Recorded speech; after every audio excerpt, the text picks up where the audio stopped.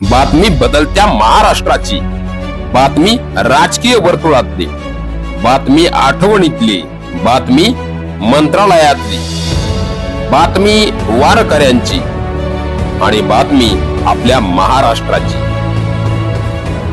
आपला महाराष्ट्र, तेज महाराष्ट्र। पाहत रहा तेज महाराष्ट्र न्यूज।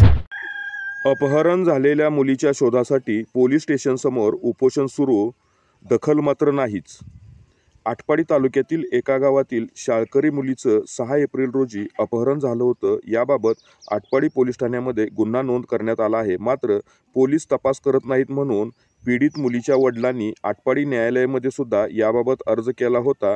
न्यायालयाने सुद्धा आदेश दिला आहे, परंतु अद्याप पोलीस काहीच हरकत करताना दिसत नाहीत। याबाबत पीडित मुलीच्या वडिलांनी जिल्हा पोलीस प्रमुख यांची सुद्धा भेट घेऊन पोलिसांच्या कामगिरीबद्दल नाराजी व्यक्त केली होती, तरी सुद्धा अद्याप कोणतीही हालचाल झालेली नाही। म्हणून सोमवार दिनांक 2 जून पासून आटपाडी पोलीस स्टेशन समोर आमरण उपोषण सुरू करण्याची वेळ पीडित मुलीच्या कुटुंबियावर आलेली आहे। पुरोगामी महाराष्ट्रामध्ये जर अपहरण झालेल्या मुलीच्या शोधासाठी कुटुंबियांना उपोषण करण्याची वेळ येत असेल तर हा महाराष्ट्र कोणत्या दिशेने वाटचाल करत आहे हे सांगण्याची आता गरज उरलेली नाही, असं एकंदरीतच वाटतंय। कधीपासून बसलाय? सकाळी 10 वाजल्यापासून बसलोय सर।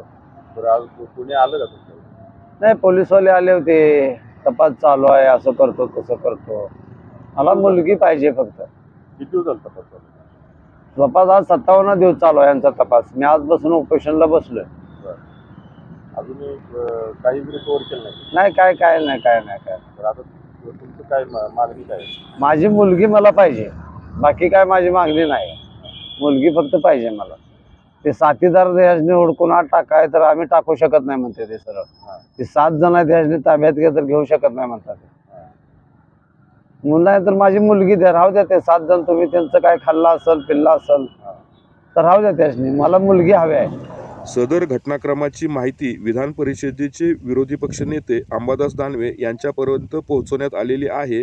आता विरोधी पक्ष नेते तरी या घटनेमध्ये कोणती भूमिका घेणार हे या येणाऱ्या काळामध्ये आपणास पाहावं लागणार आहे।